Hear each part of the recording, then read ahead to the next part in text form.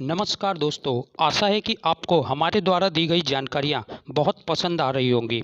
तो इसी कड़ी में अब जो हम नया वीडियो आपके लिए लेकर आए हैं, ये आपको इन्फॉर्मेशन देता है कि क्या वजह है कि हम में से बहुत सारे लोग बहुत जल्दी परेशान हो जाते हैं और अपनी जॉब को छोड़ छोड़ के वापस आ जाते हैं।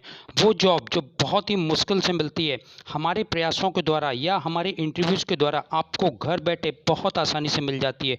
तो क्या कारण है कि हम जॉब को लेके उतने ज़्यादा उत्साहित नहीं होते हैं और बहुत जल्दी हमारा उत्साह कम हो जाता है। सबसे पहले तो हम इस कड़ी में बात करेंगे, नंबर 1 पे आता है मिसअंडरस्टैंडिंग, यानी किसी भी बात को बहुत ध्यान से ना समझने की क्षमता। विद एग्जांपल्स हम इसको एक्सप्लेन करेंगे। जब भी किसी ऑर्गेनाइजेशन के बारे में बात होती है तो सबसे इंपॉर्टेंट चीज़ जो ऑर्गेनाइजेशन की नज़र में होती है वो होती है कि आपको सैलरीज टाइम पर मिलनी चाहिए। बहुत सारे कैंडिडेट्स ऐसे होते हैं जो सैलरीज के अलावा बहुत सारी चीज़ों की डिमांड करते हैं, जैसे कि अभी उनको ऑर्गेनाइजेशन रहने के लिए भी प्रोवाइड करे, खाना खाने के लिए भी प्रोवाइड करे। तो जनरली मैं आपको ये बता देना चाहता हूँ कि ऑर्गेनाइजेशन 6 महीने से लेकर 1 साल तक कभी भी किसी भी कैंडिडेट्स को रहना खाने की फैसिलिटीज़ जल्दी प्रोवाइड नहीं करती है। तो जब भी इंटरव्यूज़ होता है तो बहुत सारे कैंडिडेट्स को मिसअंडरस्टैंडिंग होती है। इस मिसअंडरस्टैंडिंग का एक छोटा सा एग्जाम्पल हमारे पास है कि कुछ समय पहले अभी कुछ कैंडिडेट्स दिल्ली के लिए गए थे विजन टेक्नोलॉजी को ज्वाइन करने के लिए, जबकि हमारी ऑर्गेनाइजेशन ने उनको इन्फॉर्मेशन दी थी एकदम क्लियर कि विजन टेक्नोलॉजी की जो ज्वाइनिंग होती है उस ज्वाइनिंग में आपको केवल सैलरीज मिलती है, कंपनी किसी प्रकार का रहने और खाने पीने का अरेंजमेंट नहीं देती है। फिर भी उनकी मिसअंडरस्टैंडिंग रही और उन्होंने गेट पर जाने के बाद में बहुत सारी प्रॉब्लम्स क्रिएट। अगर आपको कंटेंट पसंद आ रहा है तो कृपया चैनल को लाइक कीजिए, सब्सक्राइब कीजिए, शेयर कीजिए और किसी भी क्वेश्चन को पूछने के लिए कमेंट बॉक्स में आप क्वेश्चन का आंसर पूछ सकते हैं, तो कृपया कमेंट जरूर से कीजिए। सेकंड पॉइंट पे जिस पे मैं बात करना चाहता हूँ वो है आपके अंदर पेशेंस की कमी होना। कभी भी पेशेंस की कमी मत होने दीजिएगा, क्योंकि जब आपकी एंट्री एग्जाम्पल के थ्रू हम मानते हैं कि अगर 9 बजे आपको गेट पर बुलाया गया है तो आपको तो अपने टाइम पर पहुंचना ही पहुंचना है, 9 बजे आपको अपने गेट पे पहुंच जाना है। लेकिन कभी कभी जो सीनियर्स होते हैं, जो सुपरवाइजर्स होते हैं, जो एचआर होते हैं, वो इतने ज़्यादा बिजी होते हैं कि आपको टाइम नहीं दे पाते हैं। तो कई कैंडिडेट से ऐसी भी शिकायत आती है कि जब आप दिल्ली के लिए पहुँचते हैं या हरियाणा के लिए पहुँचते हैं तो आपका फ़ोन को पिकअप ना हो पाना, एचआर का फ़ोन पिकअप ना हो पाना या सुपरवाइजर द्वारा फ़ोन को पिकअप ना कर पाना। तो इस केस में आपको इंतज़ार करना होता है। रेगुलरली फ़ोन मत कीजिए, 1 घंटे 2 घंटे के बाद में अंतराल पर फ़ोन कीजिए। आपका फ़ोन ज़रूर से पिकअप होगा जब भी एचआर के पास में टाइम होगा। तीसरी जो सबसे बड़ी प्रॉब्लम है वो है धैर्य का होना। अगर आपके पास कभी भी किसी भी तरीके की समस्या हो तो कृपया धैर्य बनाए रखिए, क्योंकि वो सॉल्व ज़रूर से होगी। जैसा कि आपको मालूम होगा, जब आप किसी भी लोकेशन पर पहुंचेंगे तो आपको रहने के लिए सबसे पहले अरेंजमेंट की ज़रूरत होती है, अदरवाइज़ आप रात कैसे बिताएंगे। कई केस में कई बार हमको अपनी नाइट या अपनी रात जो है बस स्टैंड पर भी बितानी पड़ती है, रेलवे स्टेशन पर भी बितानी पड़ती है। तो इसके लिए आपको किसी भी कंडीशन में तैयार रहना है। तो अभी मैं जिस एग्जाम्पल की बात करता कि कुछ कैंडिडेट्स अभी दिल्ली हरियाणा लोकेशन और अहमदाबाद लोकेशन के लिए जब अपने यहाँ से निकले, अहमदाबाद लोकेशन पर पहुँचने के बाद में जब वो रात को 8 बजे पहुँचे तो उनको लिविंग की प्रॉब्लम थी, यानी कि उनको रहने की समस्या थी रात के लिए। तो हमारी कंपनी के सुपरवाइज़र ने उनको एक हॉल प्रोवाइड कराया, जिसमें हॉल में पहले से ही 8 से लेकर 10 कैंडिडेट्स पहले से थे तथा नए कैंडिडेट्स में 12 से लेकर 13 कैंडिडेट्स उस नए हॉल में गए। अब वहाँ पर थोड़ा सा भीड़ हो गई। अब भीड़ होने की वजह से, चूँकि आपको पता था, कैंडिडेट्स को पता था कि वो एक टेम्प्रेरी अरेंजमेंट है, तो किसी भी कैंडिडेट को किसी भी प्रकार की शिकायत नहीं करनी चाहिए थी। लेकिन सुबह से ही फ़ोन कॉल्स आना शुरू हो गए। आपको ये समझना होगा कि ये आपके लिए एक टेम्प्रेरी अरेंजमेंट था, आपको रेगुलर नहीं रहना था। लेकिन खुले में रात बिताना या रेलवे स्टेशन और बस स्टैंड पर सोने से बेहतर था कि आपको एक हॉल का अरेंजमेंट कुछ दिन के लिए होने लगा। हर कैंडिडेट को कम से कम इतना समझदार होना चाहिए कि इस तरह की छोटी छोटी प्रॉब्लम्स के लिए कभी भी किसी को भी फ़ोन करके बताए नहीं। तथा आप इस बात को हमेशा याद रखिए, घर से निकलते ही समस्याएं शुरू हो जाएंगी। आप रेडी रहिएगा। घर से जैसे ही आप ट्रेन पकड़ने के लिए जाते हैं तो आपके पास में समस्याएं आना शुरू हो जाती है। सबसे पहले तो ट्रेन टाइम से आती है कि नहीं आती, ट्रेन में आपको सीट मिलेगी कि नहीं मिलेगी, आपका रिजर्वेशन है कि नहीं, रास्ते में क्या क्या प्रॉब्लम्स हो सकती है, सारी चीज़ों के लिए आपको रेडी रहना है। इसके बाद में जब आप रेलवे स्टेशन पर उतरने के बाद में इंडस्ट्री तक जाते हैं तो वो एक डिस्टेंस होता है, उस डिस्टेंस को भी कवर करना। तथा सुबह सुबह जब आप इंडस्ट्री के गेट पर पहुंचते हैं तो आपको पूरे तरीके से फ्रेश रहना चाहिए। जाते ही आपके पास में किसी प्रकार के किसी भी रूम का या रहने का अरेंजमेंट नहीं होगा तो आप इसके लिए पब्लिक टॉयलेट्स का इस्तेमाल कर सकते हैं, या स्टेशन पर भी अपना हाथ मुंह धो सकते हैं, अपने आप को रिफ्रेश कर सकते हैं। चौथी जो प्रॉब्लम सबसे बड़ी आती है वो होती है होम सिकनेस की। होम सिकनेस मीन्स आप यहाँ से इंडस्ट्री में गए और आपको घर की याद आना शुरू हो गया। तो होम सिकनेस से बचने का सबसे अच्छा तरीका है कि आप अपने फ़ोन और अपनी फैमिली को फ़ोन के माध्यम से कांटेक्ट में रखिए, वीडियो कॉल्स के माध्यम से कांटेक्ट में रखिए, अपने फ्रेंड्स को अपने कांटेक्ट में रखिए, ताकि आपको अपने घर की याद कम से कम आए। पांचवा और सबसे इम्पोर्टेंट कारण है लोगों का व्यवहार। जब आप कहीं पर जाते हैं, स्पेशली अगर मैं आपको हरियाणा की बात करूं, तो हरियाणा में लोगों की लैंग्वेज अलग होती है। उत्तर प्रदेश की लैंग्वेज, बिहार की हिंदी, झारखंड की हिंदी, सब में बहुत डिफरेंट होता है। लेकिन हरियाणा की जो लैंग्वेज है वो खड़ी लैंग्वेज होती है। तो जब आप हरियाणा में जाते हैं तो सबसे बड़ी प्रॉब्लम आपको हरियाणा में लैंग्वेज को लेकर झेलनी पड़ती है। जब आप इंडस्ट्री के अंदर जाते हैं तो वहाँ पर आपका सुपरवाइज़र होता है। अब चूँकि आप एज अ ट्रेनी गए होते हैं, ट्रेनिंग का मीन्स होता है कि अभी आपको सब चीज़ की स्टार्टिंग करनी है और इंडस्ट्री आपको बेसिक से ट्रेनिंग देना स्टार्ट करती है। तो बेसिक से ट्रेनिंग देने का मतलब होता है जीरो से लेके स्टार्टिंग करना। तो बहुत सारे लोगों का फ़ोन आता है, कई कैंडिडेट का फ़ोन आता है कि सर हमसे ये काम करा लिया, हमसे वो काम करा लिया। तो मैं फिर से आपको एक बार फिर से रिपीट कर देना चाहता हूँ कि entry as a 10th candidate, 12th candidate, ITI candidate and diploma candidate, आपको जो भी बेसिक काम है आपको करना ही पड़ेगा। और बेसिक काम की जो मैं आपको बात बताऊं, साफ सफाई से लेके इंडस्ट्रियल मशीनरीज में स्क्रैप कलेक्शन तक का काम आपको करना रहता है, जो कि एक बेसिक ट्रेनिंग का पार्ट होता है। तो इसके लिए कभी भी आपको शिकायत नहीं करनी है और कभी भी आपको फ़ोन नहीं करना है। इसके साथ ही जो सुपरवाइजर्स होते हैं, जब आप ठीक से काम नहीं करते हैं तो उनकी लैंग्वेज बहुत कड़क होती है। तो अगर वो आपको कुछ चीज़ बोल देते हैं तो ध्यान रखिएगा, वो आपकी भलाई के लिए। किसी भी सुपरवाइजर को लेकर किसी भी प्रकार की शिकायत नहीं करनी। 6 नंबर पे हम इंडस्ट्री के अंदर वर्क लोड को लेकर बात करते हैं। जब आप इंडस्ट्री के अंदर एंट्री करते हैं और आपका वर्क स्टार्ट होता है, मान लेते हैं आपकी 8 घंटे की शिफ्ट होती है, तो इंडस्ट्रीज़ में 8 घंटे की शिफ्ट का मतलब होता है लगातार 8 घंटे काम करना। बीच में आपको 15 मिनट, 5 मिनट, 10 मिनट के ब्रेक्स मिलते हैं, लेकिन उसके बाद में आपको लगातार काम करना होता है। तथा बहुत सारे कैंडिडेट इसमें हार मान लेते हैं, क्योंकि उन्होंने कभी भी कहीं पर भी 8 घंटे बैठ के या तो पढ़ाई नहीं की होती, या तो कभी किसी प्रकार का कोई काम नहीं किया होता, या उनकी आदत होती है किसी भी जगह पर ना बैठने की। तो ऐसे कैंडिडेट्स को बाद में बहुत प्रॉब्लम होती है। बहुत से कैंडिडेट्स को थकान बहुत जल्दी लगती है।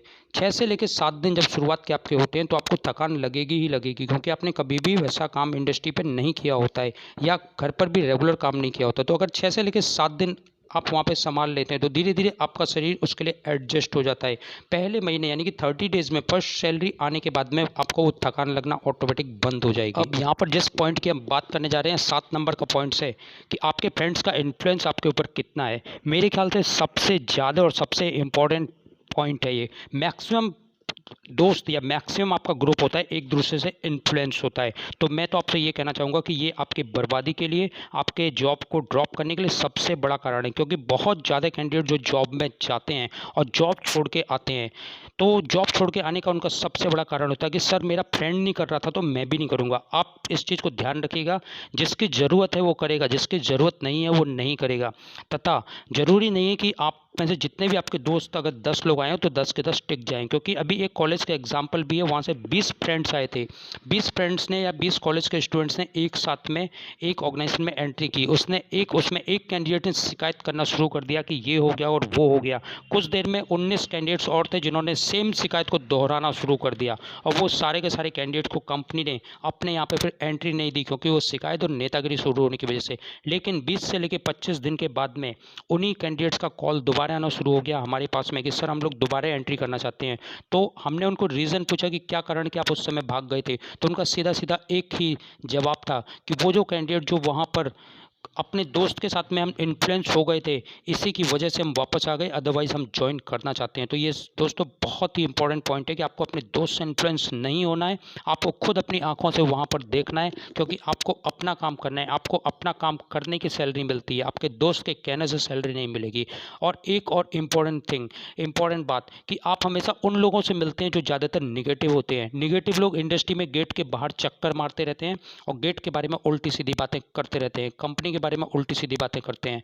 लेकिन जो लोग काम करने वाले होते हैं वो अंदर होते हैं, इंडस्ट्री में काम कर रहे होते हैं, जिनसे आपकी मुलाकात जल्दी नहीं होती है। तो सब कुछ अपनी आंखों से देखिए और खुद एंट्री कीजिए, किसी के भी इन्फ्लुएंस में आपको पॉइंट की अगर बात करें तो बहुत सारे कैंडिडेट्स मिसलीड हो जाते हैं। मिसलीड का मतलब होता है आपने किसी ऑर्गेनाइजेशन के लिए इंटरव्यू दिया और वहाँ पर जाते जाते आपको बीच में ढेर सारे एजेंट्स और ढेर सारे कैंडिडेट्स मिल जाएंगे जो आपको ये बताने लगेंगे कि ये ऑर्गेनाइजेशन अच्छी है, इसमें ज़्यादा सैलरी, उसमें कम सैलरी, इसको ज्वाइन कर लीजिए।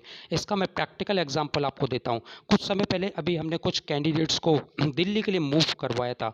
दिल्ली के लिए मूव करते समय बीच रास्ते में ट्रेन में उनको कुछ एजेंट्स मिल गए और उन्होंने उनको साउथ के लिए अप्रोच किया।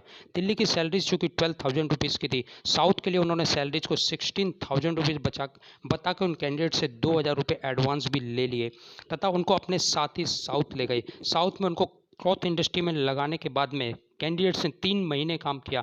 3 महीने की वर्किंग के दौरान उनको हमेशा ये बोला गया कि आपको पैसा मिल जाएगा, मिल जाएगा, मिल जाएगा, लेकिन बहुत सारे कैंडिडेट्स को पैसा नहीं मिला।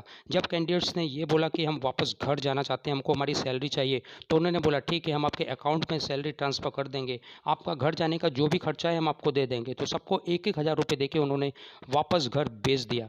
खुद ही समझ सकते हैं कि 3 साल में कैंडिडेट का 16,000 के हिसाब से कितना पैसा हुआ, कितना उनको मिला और कितना उनका बाकी रह गया, तथा घर वापस आने के बाद में केवल फ़ोन पर कॉन्टैक्ट के माध्यम से क्या उनको सैलरीज प्राप्त हुई होंगी। तो फ्रेंड्स, इस तरह की गलती दोबारा मत कीजिएगा। जिसका ऑर्गेनाइजेशन और एजेंसी का कुछ अता पता नहीं है, उसके बारे में ज्वाइन करने के लिए मत जाइएगा और रास्ते में मिसलीड मत होइए बिल्कुल भी। कोई भी आपको मिलता है, कोई भी कुछ भी कहता है, 2,000, 3,000, 500 रुपये के लिए अपनी लाइफ को ख़राब मत कीजिए। जॉब को छोड़ने का एक और बहुत बड़ा कारण है, जब आप अपनी जगह को छोड़ते हैं तो 9वें पॉइंट की हम बात करेंगे तो फूड यानी कि खाना इंपॉर्टेंट पॉइंट है। ये बहुत इंपॉर्टेंट, क्योंकि खाने के भरोसे ही सब लोग अपना एनर्जी लेते हैं और आगे चलते हैं।